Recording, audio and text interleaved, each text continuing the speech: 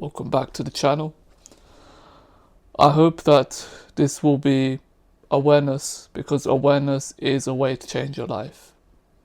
Narcissism, I learned in my journey that they want to consume, not connect. This was one of the principles and foundations that I needed to come to terms with to understand how a person like this behaves in my life and how it affects my life. So naturally, as humans, as people, we want to connect. We want to connect with friends, we want to connect with family members, and romantically as well. But narcissist, somebody that has a personality disorder in narcissism, they don't want to connect. They don't want to reflect also. They want to consume.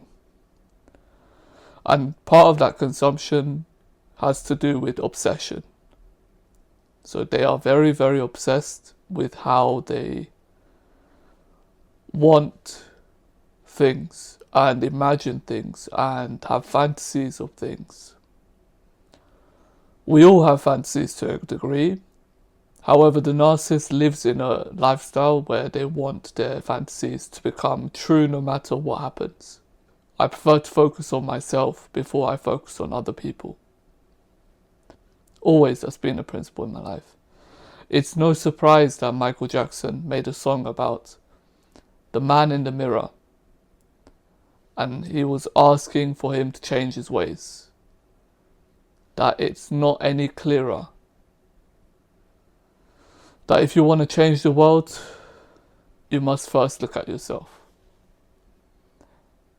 And he made another single about they don't really care about us. This was more surface level, something that I knew in my teens. But as I got later into my teens, I realized what the term narcissism was.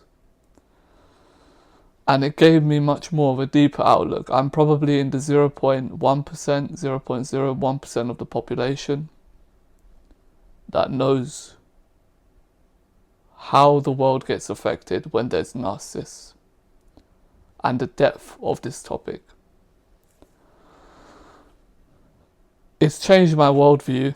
It's changed the way that I spend money, changed the way that I spend my time, energy, the way that I look at things, the way that I prioritize things, including myself, my own routines, my own specific systems that make me become a better person rather than succumb to bad desires and toxic ways of that I have inside of me.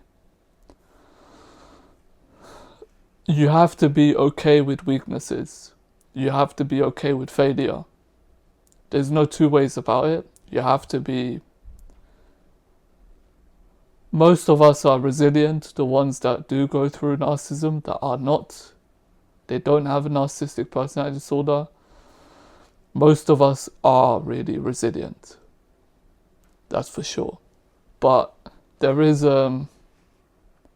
this kind of reflection that you have to do to really be in line with yourself and have a better lifestyle that you never thought was possible.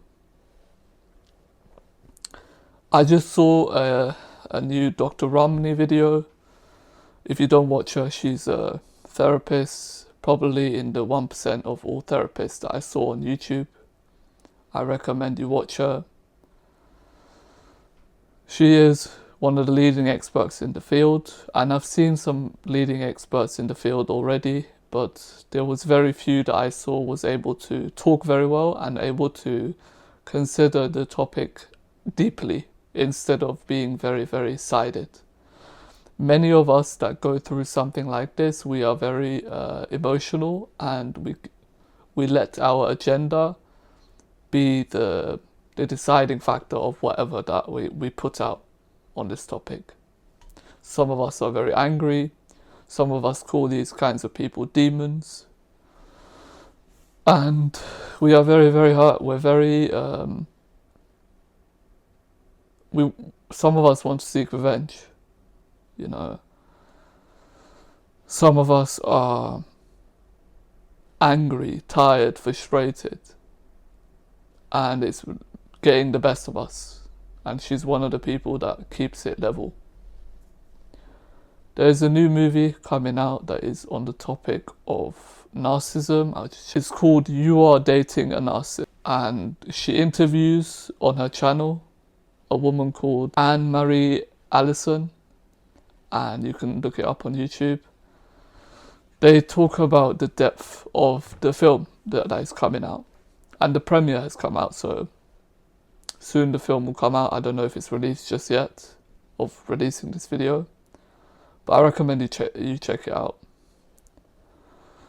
I'm watching the interview and I feel very closely connected with the experiences and the explanations that they got going on. So they reflect on each scene and they pretty much, you know, have their own outlooks and inputs of what's the common patterns and what usually happens.